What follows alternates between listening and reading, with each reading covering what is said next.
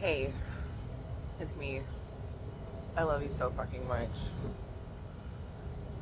Oh my fucking god. So, I'm about to start filming videos for TikTok to disclose what happened to me as a child.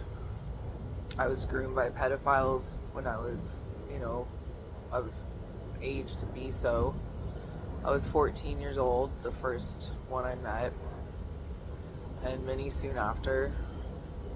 I lacked a lot of love as a child growing up, so the AOL chat room was like this combination of dopamine and just getting all the good brain chemicals that I like couldn't get just from having a normal life. There was no normal life for me.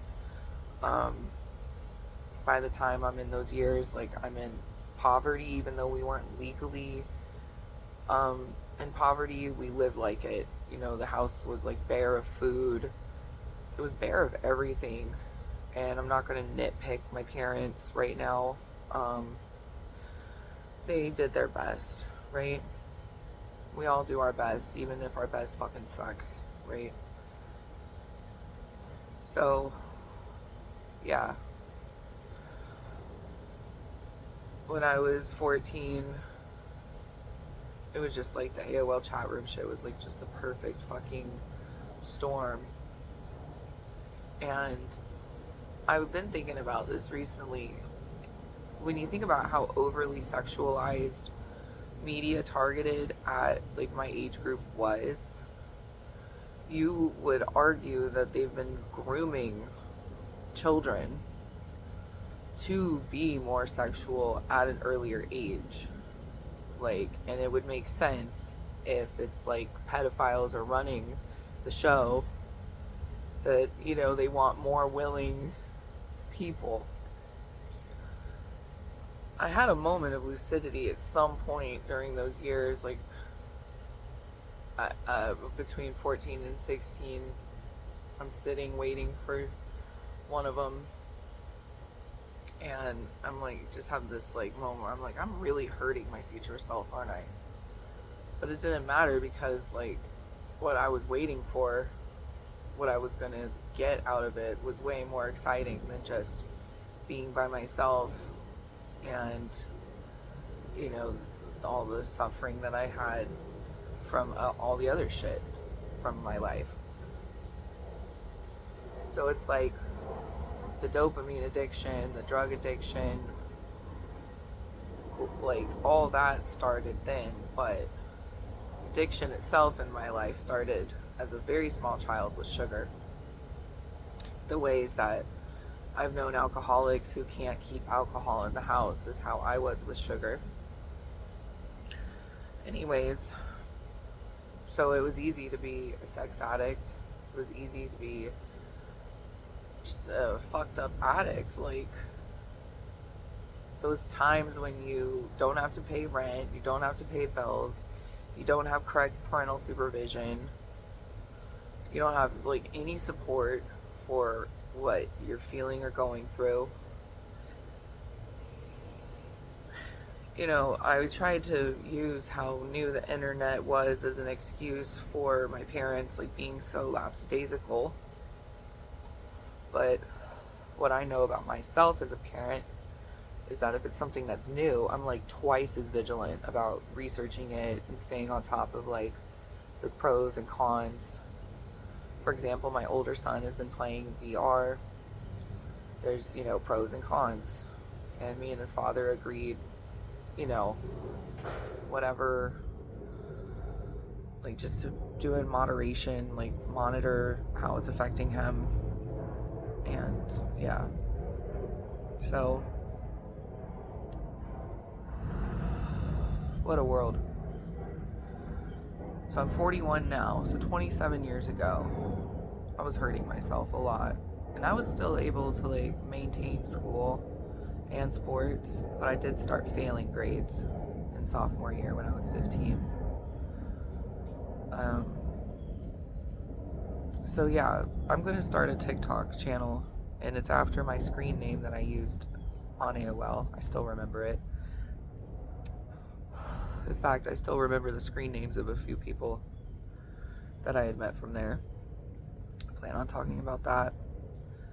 I plan on revealing as much information as I can. And the challenge with TikTok is that I can't just talk like the same. I can't even smoke cigarettes on the channel. So it's like I have to come up with this like refined approach, and I'm messy, but I've been thinking about this shit for a while. And legally, the way I understand it is that I am past the statute of limitations to, move forward with any kind of criminal justice shit.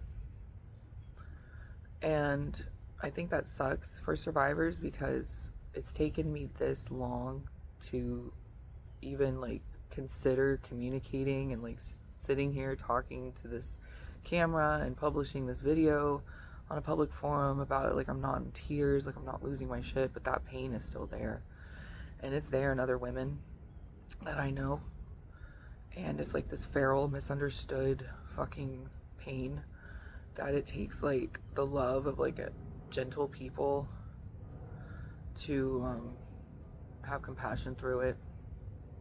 And I've been fortunate enough to receive a lot of love and support.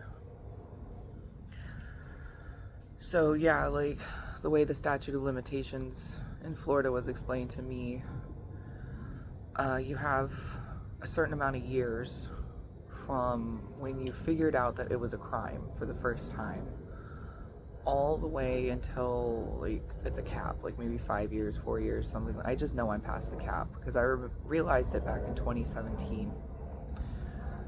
And yeah, like I don't think there should be a statute of limitations because we're still figuring out as a society like that, a 14-year-old girl, a 15-year-old girl is a child, is not capable of making decisions about her sexuality yet. So yeah, I want to do this. I want to put myself out there to make it comfortable for others and to help them understand themselves, because the kind of pain that comes from sexual abuse for any gender is really deep, and oftentimes it's like if you try to tell someone about it, they'll scapegoat it onto something else, or like it's just so fucked up. So part of my fight against the evil in this world, like this whole Epstein file fucking crazy shit, which again makes sense if you consider like the people that are supposed to be on the list are supposed to be like helping run Hollywood. I swear they were grooming my age group and probably have been grooming age groups for a while, like all. Oh my god. Anyways, yeah, I got screen names, I got names, I got descriptions, I got stories to tell. Like I'm thinking I'll probably have to like start a Patreon or whatever so I can speak more freely about some of the other stuff. But like the whole point for me is like there's a forum now for me to speak out. There's a growing public awareness that I was not wrong or bad, and the people that like still think like to blame a 14-year-old for doing like shit they shouldn't be doing, that's not accurate. I am here to testify that I had the brain of a child. This shit has hurt me for the rest of my fucking life, and it has, with other factors, obviously I'm not going to blame all the fuck ups in my life on this specific events. There's been so many events in my life leading up to that that we're gonna fucking fuck up my shit anyway. So anyway, yep, I'm doing this. So I guess as I start to produce videos on the TikTok, I'll link it to here. And I'm just not ready to disclose that yet. I did get to create the screen name